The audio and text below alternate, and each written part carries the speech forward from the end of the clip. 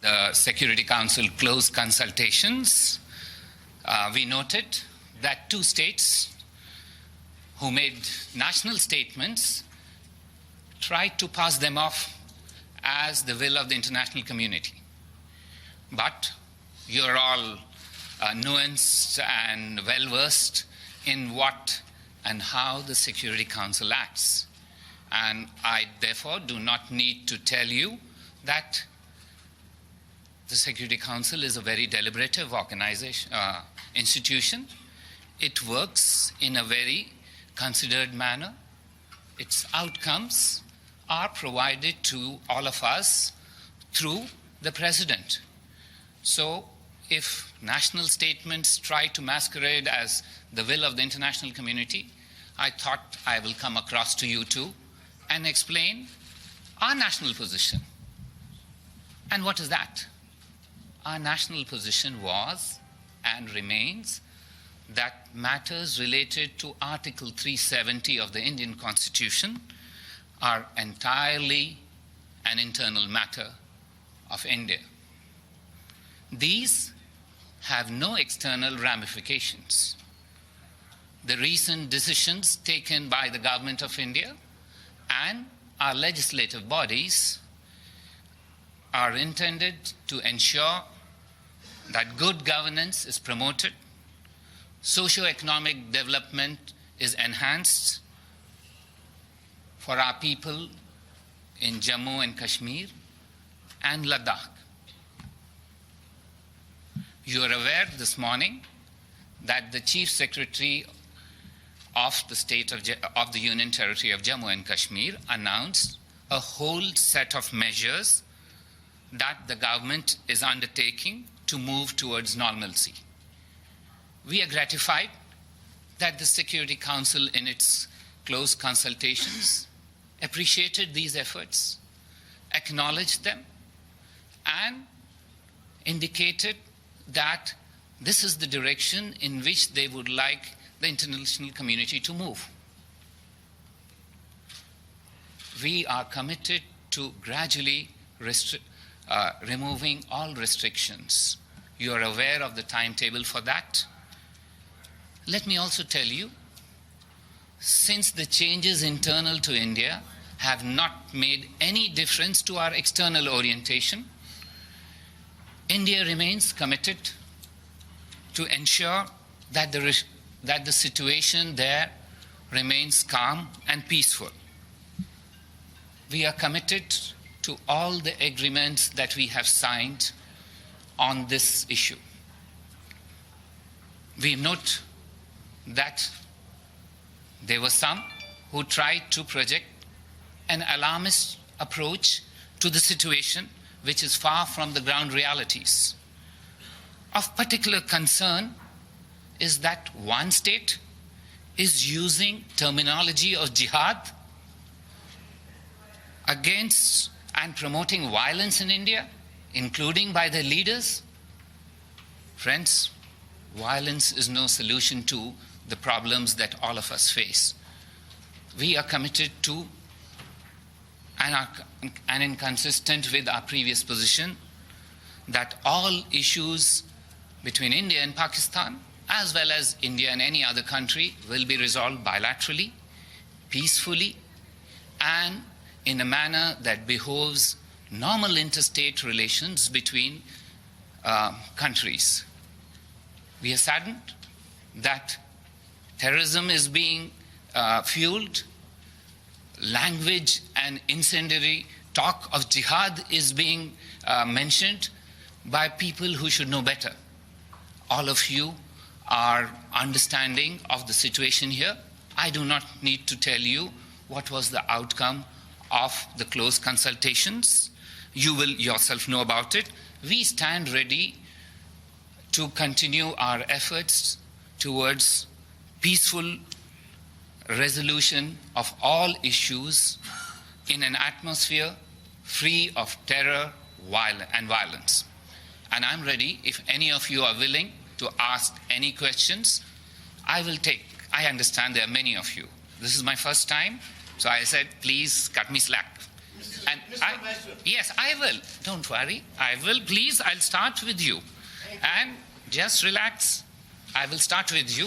And I will answer 5 questions, which is 5 times more than both my predecessors who came here answered. Let's start you, since you are so excited. No, I'm not excited. The only thing is the history is excited. There has been resolution on that disputed territory of Kashmir, and Article 370, fine. That could be an internal matter of you. Thank you for accepting that. No. Thank you for accepting that. That All could right, be sir. answered. All right. Thank you. So Article 370 was enshrined in the Indian Constitution. Thank you. By India. Right, but the thing is, still the reality remains that how do you deal with the UN Security Council resolutions passed in 1947, 50, and then Shimla Agreement has also failed in bilateralism? Thank you. Thank you. I understand your point. Your point is, how do we address this issue? The history is well known. I don't need to go back. Let us look at the last agreement that India and Pakistan signed. And that goes back to 1972. We are committed to that, and we hope Pakistan too is, to try to address these issues in the manner that they have signed on to in a legally binding agreement, and we stand ready to address them in that context. We can go back in history, but every new agreement overtakes the past. So you are very well versed, my friend. Please appreciate that I started by saying we are committed to that agreement, and we hope Pakistan too is.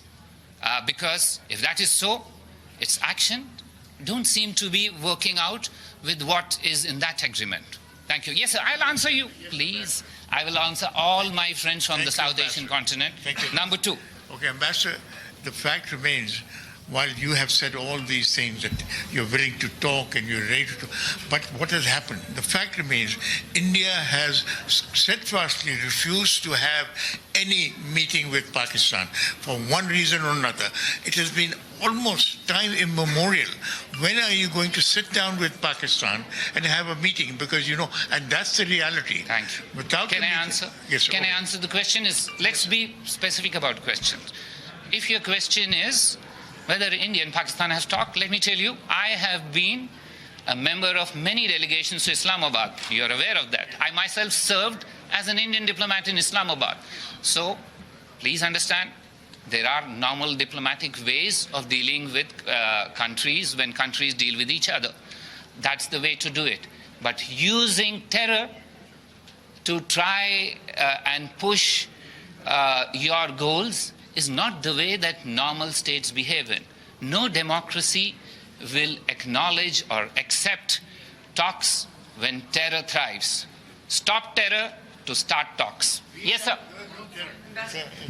Yes, sir. You wanted me? And so that you will not have any doubts that I've answered 3 Pakistani questions. Third. Yes. When will you begin a dialogue with Pakistan? So let me begin by coming across to you and shaking your hand. Yes, sir. All 3 of you. So let me tell you, we've already extended a hand of friendship by saying we are committed to Simla Agreement. Let us wait for a response on that from the Pakistani side. Now I go to you. Yes, ma'am. I will. I will be gender neutral. Ambassador, thank you. Amanda Price from Al Jazeera English. Yes, ma'am. Question for you. How do you respond to Pakistan's assertion that the very fact that we're having a meeting here at the Security Council means this is no longer a bilateral issue? This has been internationalized. Ma'am, you've been covering the Security Council. You are aware that in close consultations, anyone, especially parties to the dispute, can try and throw in anything for the consideration of the members of the Security Council. That's the nature of the beast. However, you have seen what's the outcome of that meeting. There is, I don't want to add further. I've repeatedly said we are ready to address these issues in a manner that states who have normal approaches to international ties should address them. And in our case, we are committed to the Simla Agreement. It's now for Pakistan to make that commitment to stop terror, to start talks. Yes, ma'am. Anyone else? Ladies, yes. Yoshita. Thank you, Ambassador. After 4 questions, so that nobody thinks that I am being biased towards you. Yes, ma'am. Just before the meeting, Russia said that it favors a bilateral track between India and Pakistan on Kashmir. That's again a viewpoint of many other countries here at the UN.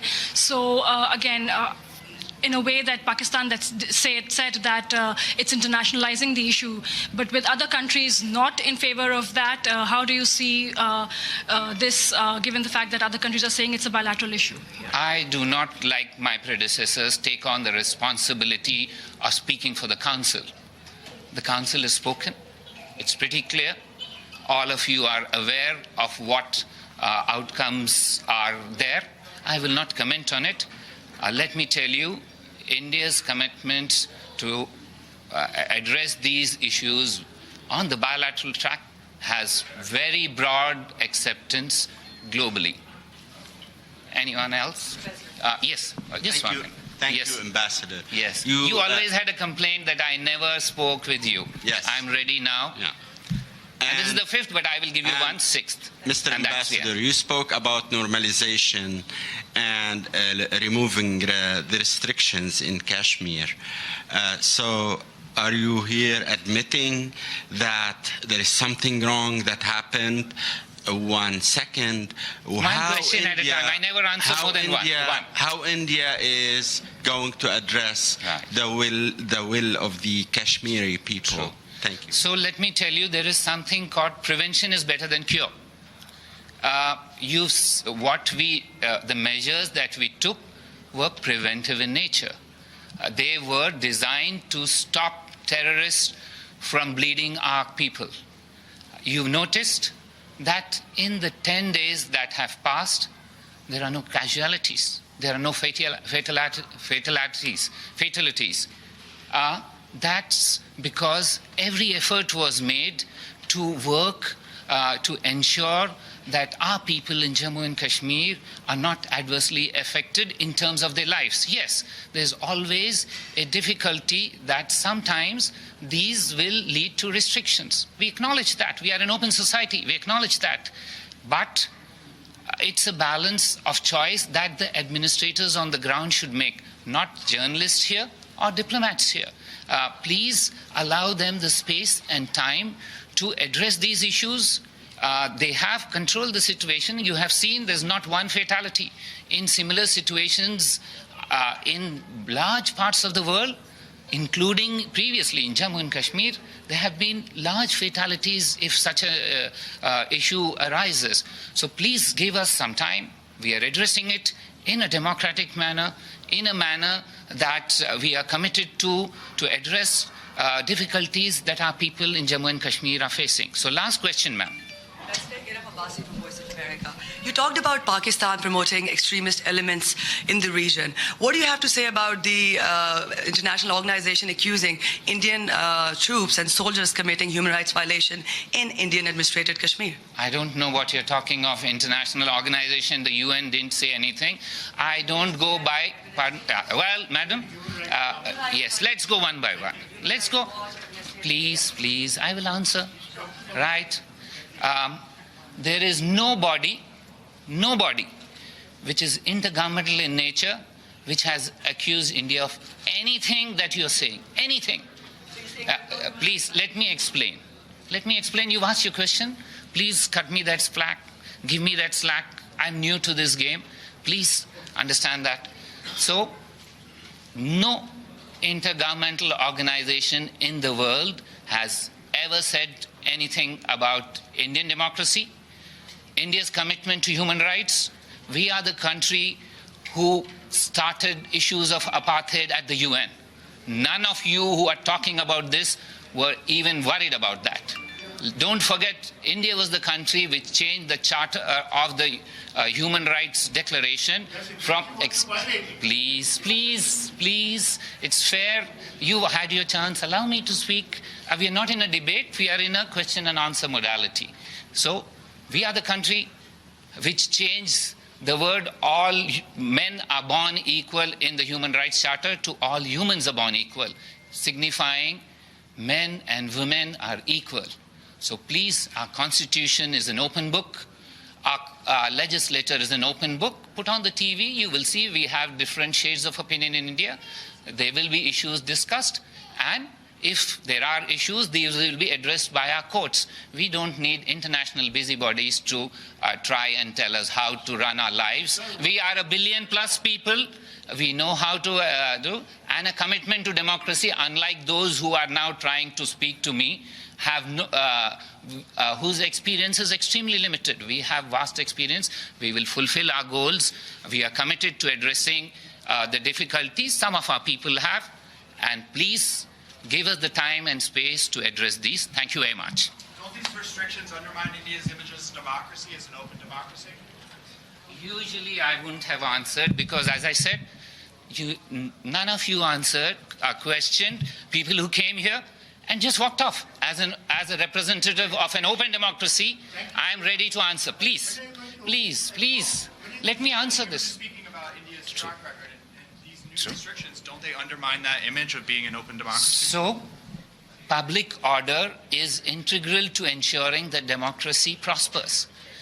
Without public order, no democracy can function. So there are reasonable restrictions. We acknowledge that these are restrictions. We are easing them.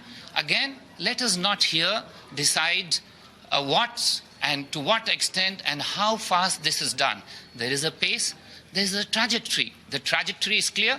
You may not be happy with the pace. Some others may be unhappy with the pace. But it's the people on the ground, the administrators who are committed, who work under democratically elected leaders, who will decide this. And let me assure you, India is a vibrant, thriving democracy, and we live by it every day. Thank you very much. Kashmiris are saying, very there.